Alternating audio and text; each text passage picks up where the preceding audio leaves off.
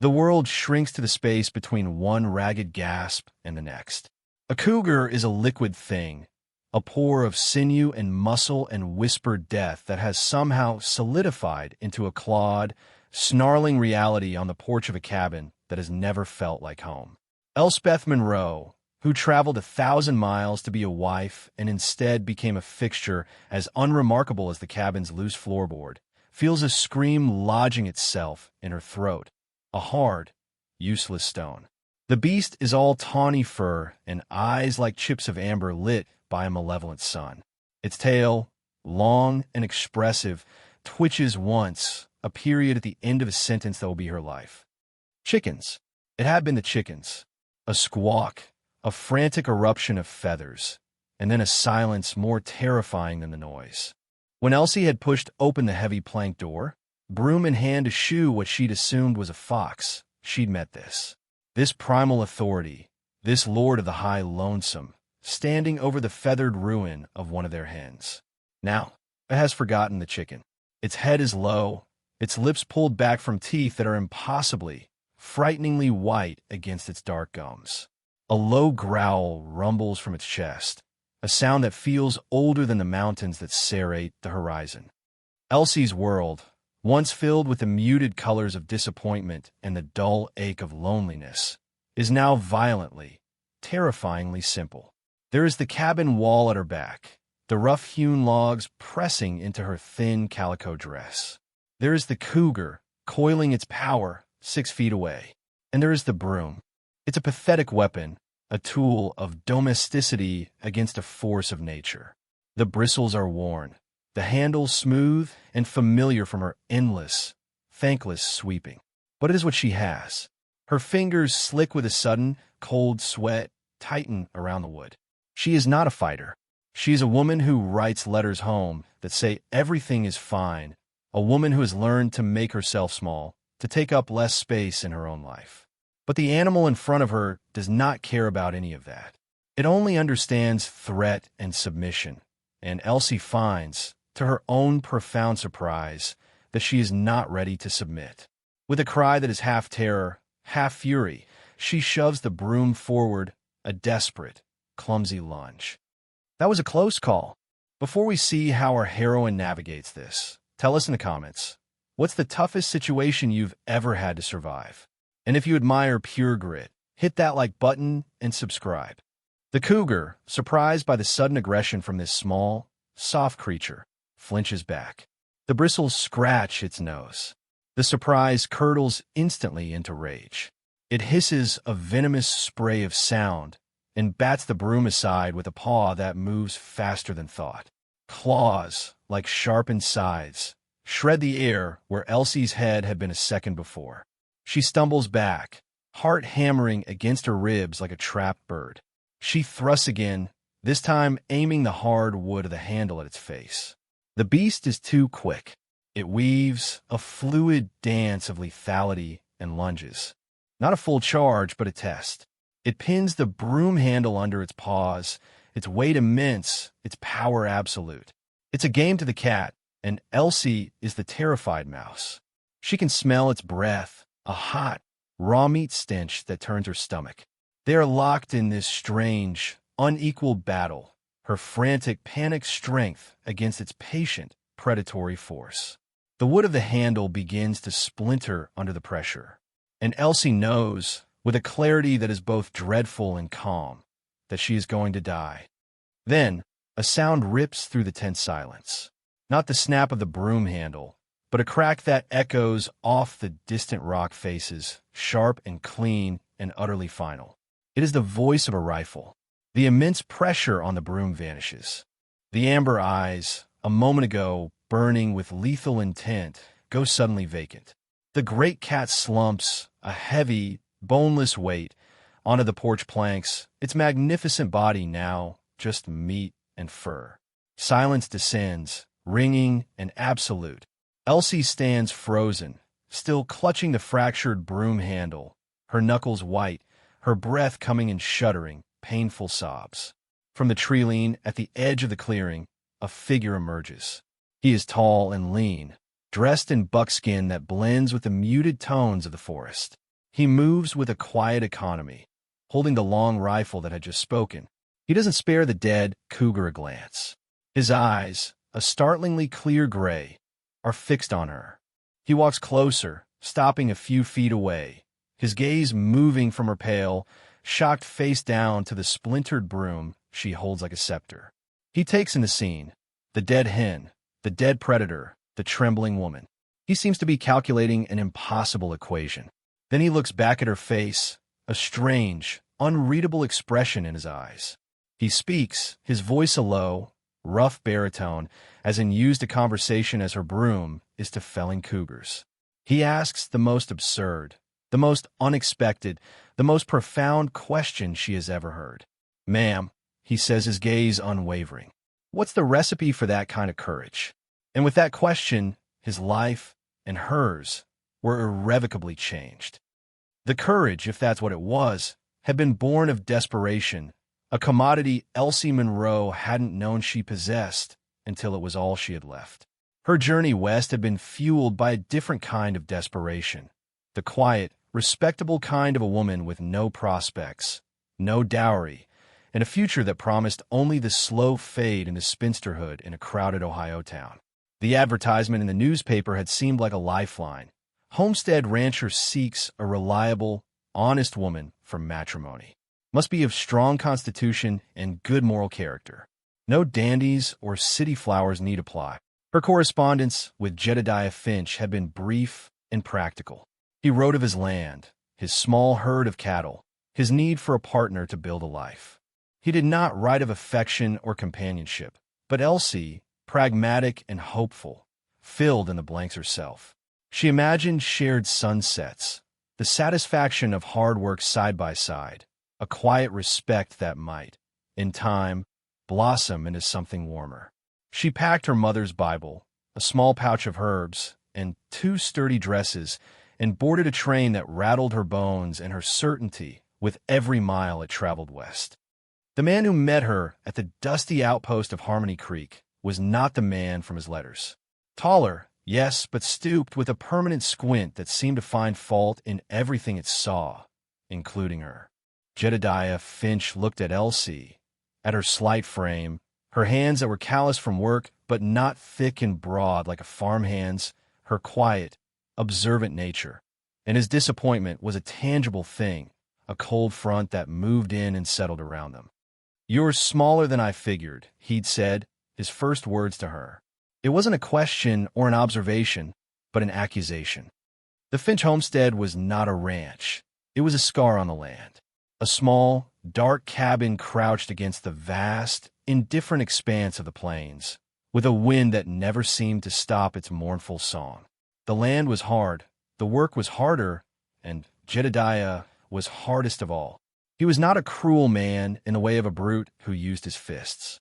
His cruelty was one of omission. He gave her a roof, food, and a list of chores that stretched from before sunrise to after sunset. He did not give her a kind word, a shared smile, or a single moment of connection. He had wanted a workhorse and a skirt, and in his eyes, he had received a sparrow. Their wedding had been a transaction officiated by a traveling preacher, a brief, sterile ceremony on the very porch where she would one day face the cougar.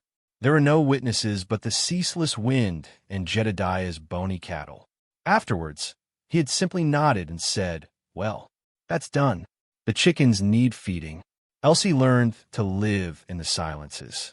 She cooked, she cleaned, she mended, she tended the small garden she'd carved out of the unforgiving soil. She did everything he asked and more, hoping to chip away at his wall of disapproval, to earn a sliver of the partnership she had dreamed of. But her efforts were met with the same flat, emotionless acceptance he gave the rain or the sun. She was a feature of his landscape, and an unsatisfactory one at that. In town, on the rare occasions he took her for supplies, she felt the eyes of the other women on her. She saw the pity, the speculation. She was Jedediah Finch's mail-order mistake. She heard the whispers, the snickering comparisons to the hardy, broad-shouldered women who thrived here. The town of Harmony Creek was no more harmonious than her own silent home. The hunter, she learned later, was Silas Kane. He was a local legend, a man who lived more in the mountains than among men. The townsfolk spoke of him with a mixture of fear and respect. They said he could track a whisper on the wind, that he knew the high country like the back of his own hand. He was a recluse, a ghost who would appear at the general store with a load of prime pelts, trade for salt, flour, and ammunition, and vanish back into the wilderness without speaking more than a dozen words.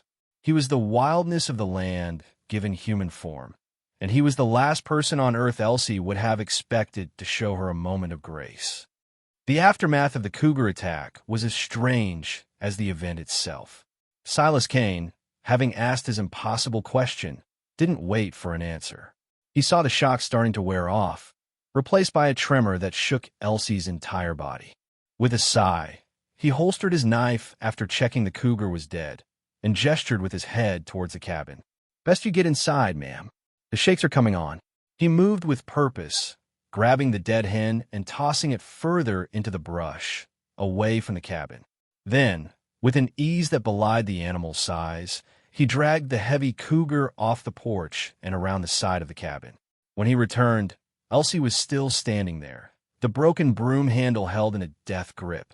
He gently took it from her fingers, which had to be pried open one by one. "Brave thing to do," he said, his voice low. "Foolish, but brave." He tossed the broken broom onto the woodpile. "Go on now. I'll see to this." When Jedediah returned hours later, he found Elsie sitting by the cold hearth, wrapped in a blanket, and Silas Kane skinning the Cougar in the yard with the practiced, bloody efficiency of a surgeon. Jedediah's face, already set in lines of perpetual grievance, darkened further. "What's all this?" he demanded, his eyes sweeping over the scene. He didn't ask if Elsie was all right. He didn't ask what had happened. He looked at Silas as if he were a thief caught in the act. "Cougar came onto the porch," Silas said, not looking up from his work. "Your wife held it off." Jedediah grunted, his gaze flicking to Elsie. There was no relief in his eyes, no pride, only a kind of weary annoyance. "Held it off? With what?" "A broom," Silas said, his voice flat. Jedediah actually snorted, a short, sharp sound of disbelief. A broom. Must not have been much of a cat. The knife in Silas's hand stopped its methodical slicing. He looked up then, and his clear gray eyes met Jedediah's. The look was not hostile, but it held a weight that made the air grow still. It was a full-grown male, 5 years old, maybe more. It would have torn you limb from limb, Finch. It damn near did her. Jedediah's face flushed, a mottled red of anger and embarrassment. He hated being contradicted, especially by a man like Silas Kane, a man who lived outside the bounds of property and propriety. He turned his frustration on Elsie. "And what's he doing here? I don't pay for company." "He saved my life," Elsie said, her voice barely a whisper. "He shot a cat," Jedediah retorted. He kicked at a loose stone on the porch. "Now there's a mess to clean up. Get inside, woman." "And you," he said, nodding curtly at Silas. "Once you're done with that, you can be on your way. The hide is worth something. You can have it for your trouble." It was a dismissal, blunt and ungracious. Silas said nothing. He simply returned to his work, his movements precise and economical. He was a man who wasted nothing, not movement, not words, not emotion. Jedediah stomped into the cabin, slamming the door behind him. Elsie was left in the doorway, caught between the cold silence of her husband inside and the quiet, focused intensity of the man outside. Silas finished his work as the sun began to dip below the mountains, painting the sky in brutal strokes of orange and purple. He bundled the valuable pelt and left the carcass for the scavengers. Before he left, he walked back to the porch. Elsie was still there, a ghost in the twilight. He stopped before her, holding out a single, perfect claw he'd saved from the beast. It was curved in yellow-white, sharp enough to score wood. "Souvenir," he said. She flinched away from it. "I don't want to remember it." Silas's gaze was steady. "You're remembering it wrong. You're not remembering the fear. You're remembering what you did in spite of it." He pressed the claw into her hand, his calloused fingers brushing against hers for a fleeting second. "That's the recipe, I reckon.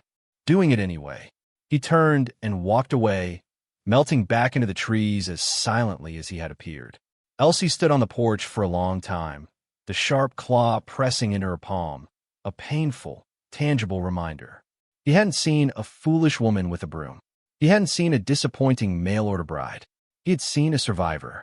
And for the first time since she'd arrived in this harsh, lonely place, Elsie felt something other than invisible. She felt seen. That singular moment of being seen became a seed. In the weeks that followed, it began a slow, tentative germination in the barren soil of Elsie's life. Jedediah remained as he was, a man encased in a shell of gruff disappointment. He treated the Cougar incident as an annoyance that had passed, never mentioning it again. To him, Elsie was still the woman who wasn't quite strong enough, wasn't quite hardy enough, wasn't quite enough. His silence was a constant, grinding reaffirmation of her inadequacy. But Silas Kane had seen something else, and his acknowledgement of it had subtly altered the landscape of her world.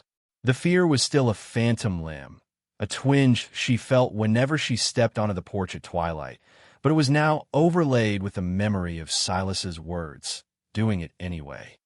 About a week after the attack, he reappeared. Elsie was scrubbing Jedediah's work clothes on a washboard behind the cabin, her knuckles raw, when a shadow fell over her. She looked up, startled, to see Silas standing there, holding a piece of beautifully tanned, supple deerskin. "Figured you might have a use for this," he said, his voice the same low rumble.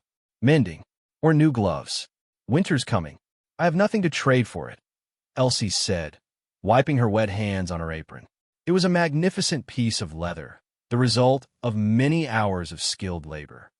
"Not looking for a trade," he said. He laid the deerskin on a clean, dry stump. "Call it payment. For the lesson. The lesson. On courage," he said, without a trace of irony. His gray eyes scanned the area around the cabin, not idly, but with a practiced, assessing gaze. He noticed the way she had reinforced the flimsy chicken coop door with salvaged wire, the small pile of rocks she had stacked near the porch to throw at encroaching vermin.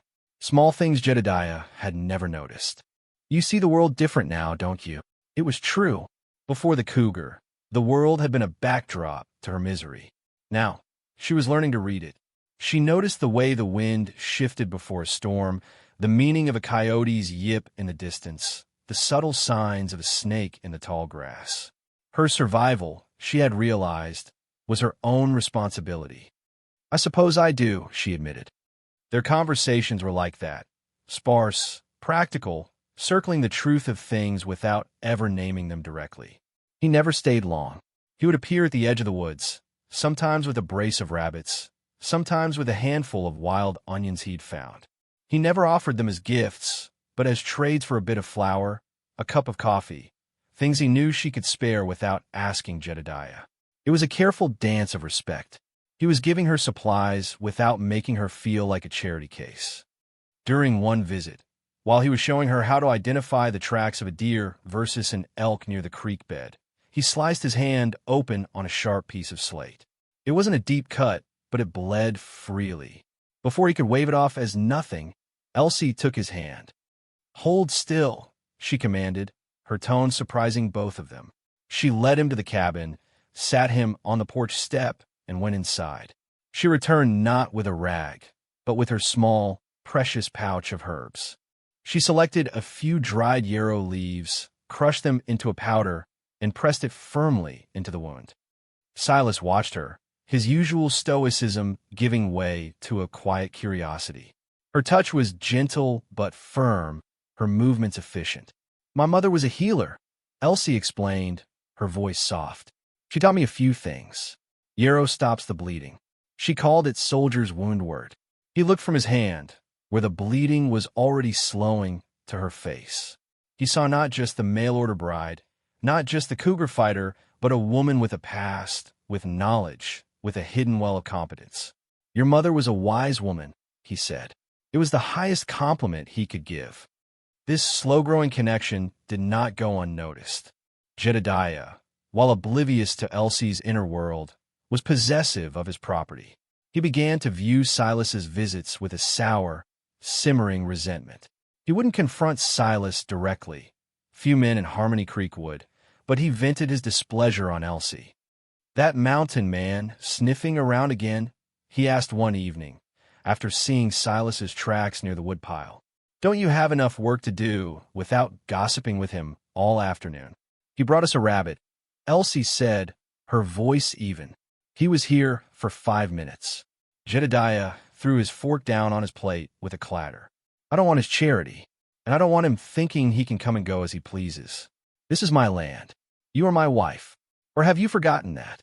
The words were meant to remind her of her place, to put her back in the box of his expectations. But they had the opposite effect. They highlighted the cold reality of her situation. She was property. The fragile sense of self she was beginning to build felt threatened, not by Silas's presence, but by Jedediah's ownership. The whispers in town grew louder. On her next trip to the general store with Jedediah, Elsie felt the stares more acutely than ever. Clara May Thompson, the portly, gossiping wife of the blacksmith, cornered her by the bolt of calico. "I hear you've taken to entertaining, Elsie," she said, her voice dripping with false sweetness. "That wild man, Kane, he's been seen at your place more than once. A decent woman should be careful of her reputation." Behind her, another woman snickered. Elsie's face burned with humiliation. Jedediah, standing at the counter, overheard. He grabbed the sacks of flour and stalked out, yanking Elsie by the arm to follow. The ride back to the homestead was silent and fraught with a tension thicker than dust.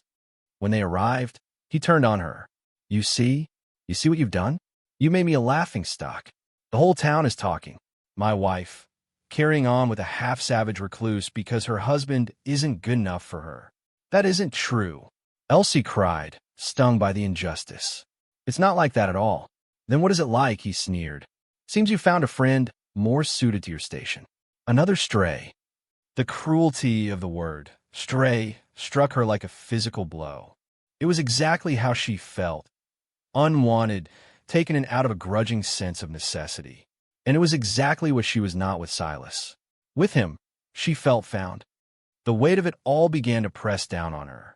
The hope that Silas's quiet respect had kindled now seemed like a dangerous fire, one that could burn down the precarious shelter of her life, meager as it was. She was trapped. To accept Silas's friendship was to invite Jedediah's wrath and the town's scorn. To reject, it was to retreat back into the suffocating loneliness, to extinguish the one small light that had appeared in her darkness. The next time she saw Silas's familiar buckskin-clad figure approaching from the tree-line, she panicked. Her heart pounded with a new kind of fear, not of a wild animal, but of a difficult choice. Before he reached the clearing, she turned and fled into the cabin, pulling the heavy door shut and dropping the bar. She stood in the dim light, her back to the door, listening. She heard his footsteps pause, the crunch of boots on dry earth. She imagined him standing out there, his gray eyes on the closed door, his expression unreadable. After a long, silent moment, the footsteps receded. She sank onto a stool, the emotional turmoil making her physically weak. She had done the proper thing, the safe thing. She had protected her husband's pride and her own tarnished reputation. And in doing so, she had never felt more alone or more cowardly. The recipe for courage, she thought with a bitter pang of self-reproach, was not something you could learn once and keep forever. It had to be mixed fresh every single day, and today she had run out of ingredients. The silence that followed his departure was heavier than any that had come before. The silence lasted for 2 weeks. 2 weeks in which the autumn air grew a sharper edge and the sun's warmth became a distant memory. Elsie moved through her days like an automaton, the brief flicker of her spirit seemingly extinguished. She did her chores. She endured Jedediah's sullen presence, and she did not allow her eyes to stray to the tree-line where Silas Kane used to appear. The closed door had become a wall, not just between her and him, but inside herself. Jedediah, seeming to take her cowed demeanor as a victory, announced he was making a final trip to Harmony Creek before the real winter set in. Need to sell the last of the calves and get salt, molasses, and a new axe head. Be gone 3, maybe 4 days. Don't you go burning the place down or inviting any more strays while I'm gone." His parting words were another casual flick of the whip, but Elsie barely registered them. The thought of 4 days of solitude, which once would have felt like a crushing weight, now seemed like a reprieve, a chance to breathe without the constant pressure of his disapproval. He left at dawn on a Tuesday. By Wednesday afternoon, the sky had turned the color of a fresh bruise. The wind, which had been a constant companion, changed its tune from a mournful sigh to a high, vicious scream. Elsie, who had learned to read the sky from Silas's quiet tutelage, knew this was no ordinary squall. The air grew thick and heavy, and the first snowflakes began to fall, not the gentle, feathery kind, but hard, sharp pellets that stung her cheeks when she went out to secure the animals. By nightfall, it was a full-blown blizzard, a howling, white maelstrom that erased the world. The wind shrieked like a banshee, rattling the cabin's single window and finding every crack in the chinking. Snow began to pile in silent, deadly drifts against the door and walls. Elsie was no longer alone in a quiet cabin. She was trapped in a besieged fortress, with the winter as her enemy. Panic, cold and sharp, tried to find a purchase in her heart. It would have been easy to give in, to curl up under the blankets and wait for whatever came. Jedediah would be safe in town, likely drinking in the saloon, oblivious. No one knew she was here, alone. No one would come. But then, another voice pushed through the fear, a low baritone that echoed in her memory. "You see the world different now, don't you?" She did, and she wasn't the same woman who had arrived in Harmony Creek. She stood up, her jaw set. She would not be a victim of the storm. She would survive it. Her actions became methodical, a checklist of survival born from observation and her own innate pragmatism. She stuffed rags into the cracks around the window frame and the door. She brought the last of the firewood inside, stacking it neatly by the hearth, calculating how much she could burn to stay alive without running out. She checked her meager larder, flour, beans, salted pork, the last of the vegetables from her garden. She began to ration them immediately, her mind clear and focused. She melted snow for water. She kept the fire low but steady, a small, defiant heart of warmth against the raging cold. For 2 days, she lived like that, a Robinson Crusoe of the plains. Her world shrunk to the 4 walls of the cabin. The snow piled higher and higher, covering the window completely, plunging the cabin into a perpetual, gloomy twilight lit only by the fire. The relentless howl of the wind was her only companion. She was not afraid. The focus required for survival left no room for fear. She was simply enduring. She was doing anyway. On the 3rd day, the wind finally began to lose its edge. The world outside was still a vortex of white, but the terrifying, violent pressure against the cabin lessened. It was sometime in the afternoon, as she was measuring out a small handful of beans for her supper, that she heard it, a sound that was not the wind, a heavy, rhythmic thumping against the door. Her first thought was that a branch had fallen, or perhaps the snow was shifting. But it came again. Thump, thump, thump. It was a deliberate sound, a human sound. Her heart leaped in her throat. Jedediah? It couldn't be. No one could travel in this.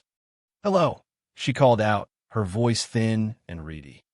A man's voice answered, muffled by the door and the snow, but deep and familiar. "Elsie, it's Silas. Are you all right in there?" Relief washed over her with such force that her knees went weak. She stumbled to the door, her hands fumbling with the bar. "Silas, I can't. The snow is blocking the door." "I know." His voice came back, strained with effort. "Stand back from it." She scrambled away from the door just as a tremendous crash echoed through the cabin. The door shuddered on its leather hinges as something heavy hit it from the outside.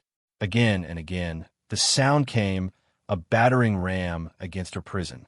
Finally, with a groan of protesting wood, the door was forced inward a foot, and a wall of packed snow tumbled into the room. Through the opening, a figure squeezed, covered head to toe in ice and snow, looking more like a winter spirit than a man. He pulled off a fur cap, shaking a shower of ice onto the floor. It was Silas.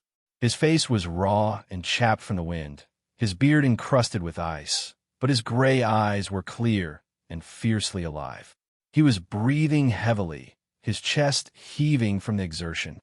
He looked around the small, orderly cabin, the neat stack of wood, the simmering pot of beans over the low fire. Elsie herself, looking pale and thin but decidedly unbroken. A slow, weary smile touched his lips. "I was worried," he admitted, his voice hoarse. "Worried you'd be scared." "I was too busy to be scared," she said, a small, watery smile on her own face. He nodded, a look of profound understanding in his eyes. He saw it all. He saw her competence, her resilience, her quiet, stubborn refusal to be beaten. He saw the truth of her. He took a step closer, his gaze so intense it felt like a physical touch. "Jedediah doesn't see you, Elsie," he said, his voice low and certain, cutting through the last of the wind's howl. "He looks at you and sees what he didn't get. But I see you." He paused, letting the words settle in the warm, firelit air between them. "I see everything he's blind to." In that moment, the blizzard raging outside was nothing compared to the storm of emotion inside the cabin. He hadn't just broken through a door blocked by snow. He had broken through the wall of her loneliness, her doubt, her fear. He had walked through a deadly storm, not because of duty or ownership, but out of concern for her, for Elsie. And in the forced intimacy of their snowbound world, a new and terrifyingly fragile possibility began to take root, that she was not just a survivor, but someone worth saving. The storm that had imprisoned them became their sanctuary. For another day and a night, the world outside ceased to exist. There was only the cabin, the low-burning fire, and the quiet space between two people who understood each other without the need for many words. Silas, exhausted from his trek, slept for hours by the fire while Elsie quietly mended the tear in his buckskin jacket, her stitches small and neat. When he woke, they shared the meager meal of beans she had prepared, eating in a comfortable silence that was the polar opposite of the oppressive quiet she shared with Jedediah. Silas talked more than she had ever heard him talk before. He spoke of the mountains, not as a place to be conquered, but as a living entity to be respected. He taught her how to tell from the taste of the snow water if it came from a clean drift. He described how a bear prepares its den for winter, how a wolf pack communicates across a silent, snowy valley. He wasn't just telling her facts. He was sharing his world with her, a world governed by natural laws of survival, respect, and instinct. In turn, Elsie found herself speaking of Ohio, of her mother's garden, of the books she used to read. She spoke of her hopes before she came west, not with bitterness, but with a kind of sad wonder, as if describing the dreams of a different person. He listened. He didn't interrupt, he didn't judge. He simply listened, his gray eyes watching her, and she felt the parts of herself that she had packed away and buried begin to unfurl in the warmth of his attention. When the storm finally broke, the world was reborn in blinding white under a sky of impossible blue. The silence was absolute, profound. Silas dug them out, his powerful shoulders clearing a path from the door, revealing a landscape transformed, pristine, and treacherous. The truce was over. The world and all its problems was about to rush back in. "He'll be back soon," Elsie said, standing in the doorway, the brilliant, cold air a shock after days inside. "I know," Silas replied. He did not ask what she would do. The question hung between them, unspoken. He had seen her strength, and he would not insult her by assuming she didn't have the courage to make her own choices. He was preparing to leave, strapping on the crude snowshoes he had fashioned, when they heard it. The jingle of a harness and the labored snorting of horses, still distant but drawing nearer. A knot of dread tightened in Elsie's stomach. Two figures appeared over a snowdrift. One was Jedediah, his face a thundercloud of impatience and fury. The other, to Elsie's horror, was Sheriff Brody, the law in Harmony Creek. Jedediah saw Silas standing by the cabin, saw Elsie in the doorway, and his face contorted into a mask of righteous rage. He had spent days stewing in town, his anger fed by gossip and whiskey, and this scene was the confirmation of all his ugliest suspicions. There, Jedediah shouted, pointing a gloved finger. There he is, Sheriff. Just like I told you. The animal, preying on a helpless woman. He floundered through the last few feet of snow, his eyes wild. He ignored Elsie completely, his entire being focused on Silas. Get away from my wife. Get off my land, you filthy squatter. Sheriff Brody, a heavy-set man whose face was weary from a long, hard ride, dismounted slowly. His gaze took in the scene. The half-cleared path, Silas's exhausted but steady demeanor, and Elsie, standing straight and still in the doorway. She was pale, but there was no fear in her eyes. Now, hold on, Jedediah, the sheriff said, his voice calm. Let's just hear what's happened here. I'll tell you what's happened. Jedediah spat, his voice shaking with fury. I was trapped in town by the storm, and he saw his chance. Forced his way in here, took advantage of her. She's a good woman, sheriff, decent. She wouldn't have allowed it if he hadn't. He let the accusation hang in the cold, clean air.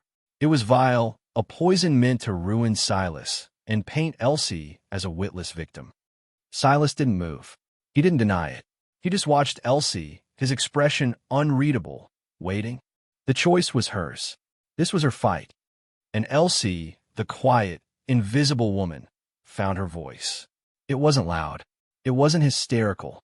It was as clear and cold as the winter air. That is a lie, she said. All three men turned to look at her. Jedediah's mouth fell open in shock. He had expected tears, denials, feminine hysterics. He was not prepared for this calm, unshakable clarity. Elsie, go inside, he commanded. Try to regain control. This is men's business. No, she said, taking a step forward out of the shadow of the doorway and into the bright sun. This is my business, my life, and I will not have you tell lies about it. She looked directly at Sheriff Brody. Sheriff, this man, she said, nodding toward Silas, walked through that blizzard because he was worried I might be dead. He dug his way into this cabin because the snow had buried me alive. He shared his warmth and his knowledge, and he kept me safe. He did not prey on me. He protected me. Then, she turned her gaze on her husband. For the first time, she looked at Jedediah Finch not with fear or a desire for approval, but with a simple, devastating assessment. You bought a wife, Jedediah, she said, her voice steady. A pair of hands to cook your food and scrub your floors. You never once sought a partner. You never once looked at me, the person standing in front of you. From the moment I arrived, you saw only a failing, a disappointment. She took a breath, the cold air burning her lungs. She said, her gaze shifting to Silas for a fraction of a second, saw his strength. The storm didn't frighten me, Jedediah. Your coldness did. His kindness is what saved me. The truth of her words settled over the snowy clearing, undeniable. Sheriff Brody looked from Elsie's resolute face to Jedediah's sputtering, red-faced indignation, and he sighed. He was a lawman, but he was also a man who understood the hard truths of the frontier. He saw no crime here, only a marriage that was a hollow shell and a man whose pride had been wounded. Jedediah, the sheriff said, his tone firm. It sounds to me like Mr. Kane here did you and your wife a service. There's no crime in helping a neighbor. I suggest you thank him, and we can all get back to our day. Jedediah was speechless. He had been publicly shamed, his authority dismantled not by a rival's fists, but by his own wife's quiet truth. His power over her was broken. He looked at Elsie, truly looked at her for the first time, and saw not a sparrow, but an eagle. And it terrified him. I will not stay here, Elsie said, her voice quiet but final. The decision had been made somewhere in the heart of the storm. I will pack my things. She was turning to go back inside when Silas finally spoke. He had stood like a stone statue throughout the entire confrontation, a silent witness. Now, he took a step towards her. You won't be walking alone, he said. It wasn't a question or a command. It was a statement of fact, a promise. Jedediah stared, his face a mixture of fury and disbelief, as Elsie disappeared into the cabin. He had lost. He had lost something he never even knew he had, and had never valued. He stood there a small, angry man in a vast, white world utterly defeated. The aftermath was not a whirlwind of passion, but a quiet settling, like dust after a rock slide. After Jedediah and a weary, resigned Sheriff Brody departed, leaving a trail of churned snow and bruised silence behind them, Elsie and Silas stood on the porch of the cabin that was no longer hers. The air was frigid but clean. For a long moment, neither spoke. There were no grand declarations, no promises of a future filled with ease. Their bond had not been forged in whispered sweet nothings, but in the crucible of shared hardship, in the silent language of mutual respect. He looked at her, and his gray eyes held a warmth that defied the frozen landscape. She looked back, and for the first time, felt the solid ground of her own worth beneath her feet. She went inside, leaving him on the porch. Her movements were calm and deliberate. She did not ransack the cabin or take things out of spite. She folded her other calico dress and placed it in a small cloth satchel, alongside her mother's Bible and the little pouch of herbs. Lastly, she picked up the Cougar's claw from the mantelpiece where she'd kept it. She closed her fingers around its sharp, curved form. It was no longer a souvenir of fear, but a talisman of her own resilience. Her entire life here, the sum of her worldly possessions, fit into one small bag. She was leaving with almost nothing, yet she felt richer than she ever had. When she stepped back onto the porch, Silas was waiting, just as he had promised. The sun was high, glinting off the endless sea of white. The world felt new, immense, and full of terrifying and beautiful possibilities. He held out his hand. It was not a gesture of possession or even of chivalry. It was an invitation between equals. Elsie looked at his calloused, capable hand, then up at his steady face. She placed her own hand in his. His grip was firm, warm, and sure. Together, they stepped off the porch. They did not look back at the small, dark cabin or the life she was leaving behind. Their tracks, two parallel lines of purpose, were the first to mark the fresh snow. They walked away from the hollow promise of Harmony Creek, turning their faces not toward the town, but toward the jagged, blue-white peaks of the mountains that scraped the sky. They were walking toward his world, a world where courage was a currency, where strength was measured by endurance, and where a woman with a splintered broom and a survivor's heart could finally, truly be home. He glanced down at her as they walked, a rare, small smile touching the corner of his mouth as he saw her humming softly to herself, a tune he'd never heard before. He didn't know what recipe for courage she held, but he knew, with a certainty that settled deep in his bones, that he wanted to spend the rest of his life learning its ingredients. Thanks for watching. If you believe in compassion, overcoming prejudice, and finding love in unexpected places, give this story a like and subscribe for more. Her true worth was finally seen. What does true value in a person mean to you? Tell us below.